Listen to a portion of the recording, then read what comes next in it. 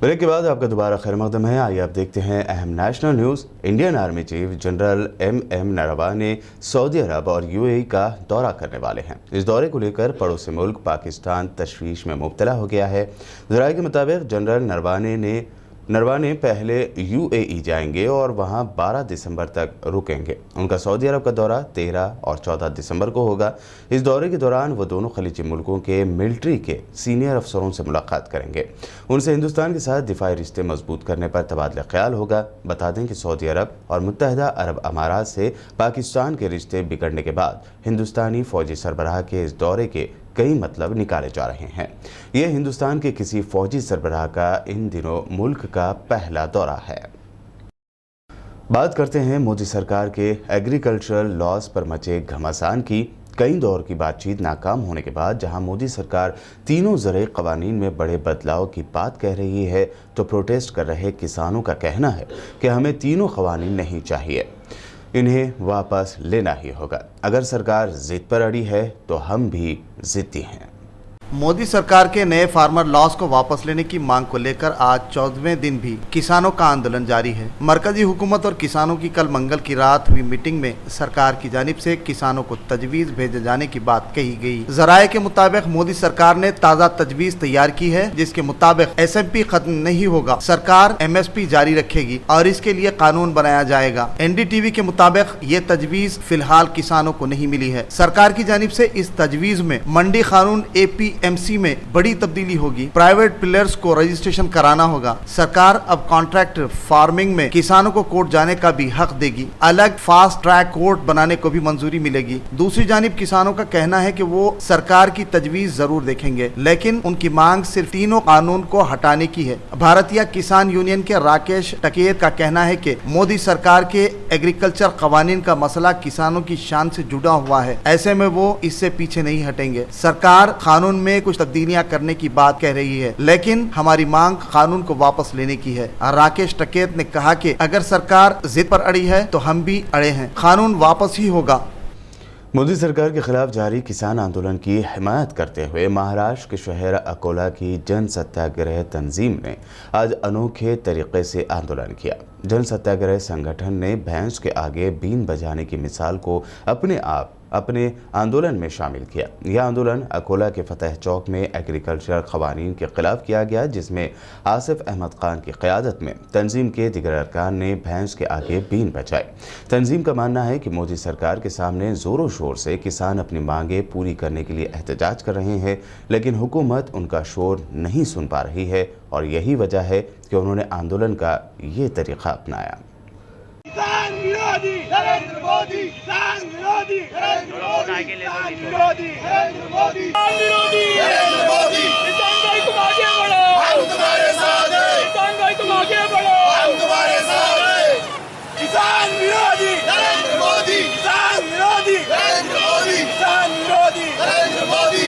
झूठे मारो सालों को, किसान विरोधी कानून बनाने वालों को झूठे मारो सालों को। किसान भाई तुम आगे बढ़ो, हम तुम्हारे साथ हैं। किसान भाई तुम आगे बढ़ो, हम तुम्हारे साथ हैं। किसान विरोधी नरेंद्र मोदी। ये जो आंदोलन था, आज आप देख रहे होंगे कि हमारे किसान भाई कई दिनों से दिल्ली के अंदर किसान विरोधी जो बिल बनाया गया उस बिल के निषेध में कई दिनों से आवाज़ उठा रहे हैं, लेकिन सरकार के कान पर किसी भी तरह की जूं जो है वो रेंग नहीं रही है। और ज़माने भर में एक कहावत मशहूर है कि भैंस के सामने बीन बजाने से भैंस को कोई फ़र्क नहीं पड़ता है। वो चीज़ हमने प्रैक्टिकली दिखाया है कि सारा का सारा समाज, सारा का सारा किसान सरकार के सामने मांग पर मांग करता हुआ आ रहा है। सेम उसी तरह सरकार की वही दिक्कत है जो इस भैंस की दिक्कत नज़र आ रही है कि बीन पे बीन बजाई जा रही है, लेकिन भैंस हरकत करने को तैयार नहीं है। उसी तरह से सरकार विरोधी कानूनी बिल जो लाया गया किसानों का, उसके विरोध में तमाम देश भर में निषेध हो रहे हैं,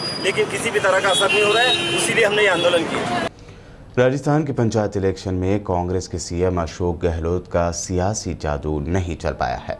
कांग्रेस को पंचायत इलेक्शन में ज़बरदस्त झटका लग रहा है, जबकि अपोजिशन में रहते हुए बीजेपी ने बाजी मार ली। राजस्थान के 21 डिस्ट्रिक्ट में हुए जिला परिषद और पंचायत के इलेक्शन में बीजेपी कांग्रेस को हराने में कामयाब रही। इतना ही नहीं, गहलोत कैबिनेट के 5 मिनिस्टर्स के जिलों में भी कांग्रेस को हार का सामना करना पड़ा। राजस्थान के टोटल 4,371 पंचायत समिति पर इलेक्शन हुए, जिनमें से बीजेपी ने 1,911 पंचायत सीटें जीती, जबकि कांग्रेस को 1,780 में जीत मिली। इसके अलावा 425 पंचायत में आज़ाद उम्मीदवारों ने जीत दर्ज की, जबकि 3 बीएसपी, 1 एनसीपी, 56 सीटों पर आरएलपी और सीपीआईएम ने 16 पंचायत कमेटियों में जीत दर्ज की। जिला परिषद के चुनाव में 636 सीटों पर चुनाव हुआ, उसमें 353 सीटें बीजेपी ने जीती है। आउट ऑफ 636, 353 सीट्स बीजेपी के खाते में है। पंचायत समिति के 4,371 सीटों में 1990 यानी लगभग 2,000 सीटें बीजेपी को मिली है। Out of 4,371, nearly 2,000 seats have been won by BJP. This is a huge victory. इस वक्त पूरे भारत की निगाहें हैदराबाद की तरफ लगी हुई है। हैदराबाद की भारत बायोटेक कंपनी में कोविड-19 की वैक्सीन तैयार की जा रही है।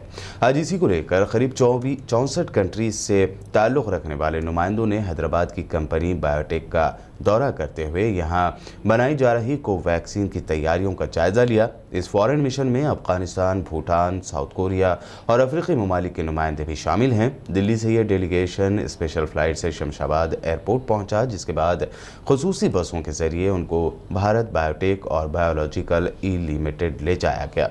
इस मौके पर वैक्सीन की तैयारी और उसकी सप्लाई के सिलसिले में एक प्रेजेंटेशन भी पेश किया गया। बता दें कि फॉरेन मिनिस्ट्री ने इस दौरे का एहतमाम किया था। खबर है कि यह डेलीगेशन हैदराबाद के बाद दीगर शहरों का भी दौरा करेगा। सेंट्रल एजुकेशन मिनिस्ट्री ने एजुकेशन को लेकर कई बड़े रूल्स बना दिए हैं। अब बच्चों को भारी भरकम बैग स्कूल नहीं ले जाना होगा। ऐसे ही कई रूल्स लागू किए गए हैं, जिन पर अमल करने की स्कूलों को सख्ती से हिदायत दी गई है। सेंट्रल एजुकेशन मिनिस्ट्री ने नए स्कूल बैग पॉलिसी के तहत अब स्कूल बैग का वजन स्टूडेंट के वजन के 10% यानी 10% पर मुकर्रर कर दिया है।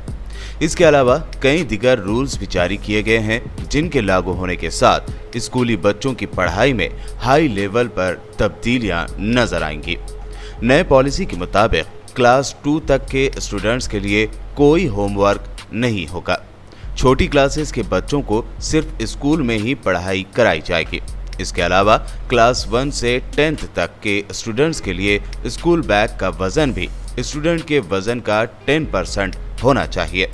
स्कूलों से कहा गया है कि वो स्कूल प्रेमिसेस में डिजिटल वेटिंग मशीन रखें और स्कूल बैग के वजन को चेक करते रहें। वहीं स्कूलों में लॉकर, पीने का पानी मुहैया कराने का भी हुक्म दिया गया है।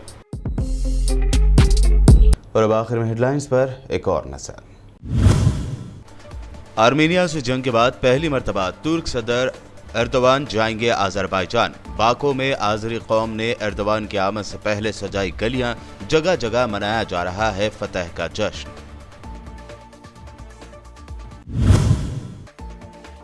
अमेरिका की नामजद सदर जो बाइडेन का ऐलान, 100 दिनों में 10 करोड़ अमेरिकियों को लगाएंगे वैक्सीन। 100 दिनों में स्कूलों को खोलने का भी जाहिर किया इरादा।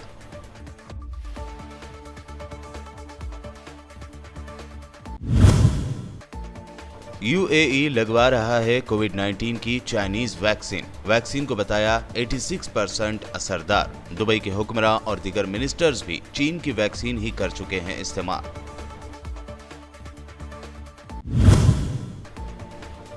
Indian army chief general Naravane के सऊदी अरब और यूएई दौरे को लेकर पाकिस्तान में हलचल। हिंदुस्तान की किसी फौजी सरबराह का दोनों कंट्रीज का है ये पहला दौरा।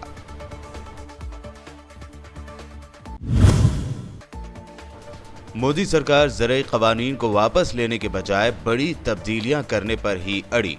एहतजाजी किसानों ने कहा, सरकार से ज्यादा हम जिद्दी, वापस लेना ही होगा एग्रीकल्चरल कवानीन। अब भारी स्कूल बैग से बच्चों को मिलेगा छुटकारा। स्टूडेंट के वजन का 10% ही होगा स्कूल बैग का वजन। सेंट्रल एजुकेशन मिनिस्ट्री ने स्कूलों को नए रूल्स पर अमल करने की सख्ती से दी हिदायत। वर्ल्ड न्यूज में ये थी आज दुनिया भर की अहम खबरें। यूट्यूब पर BBN चैनल को सब्सक्राइब जरूर करें। मज़ीद अपडेट्स के लिए बने रहिए हमारे साथ और देखते रहिए BBN चैनल।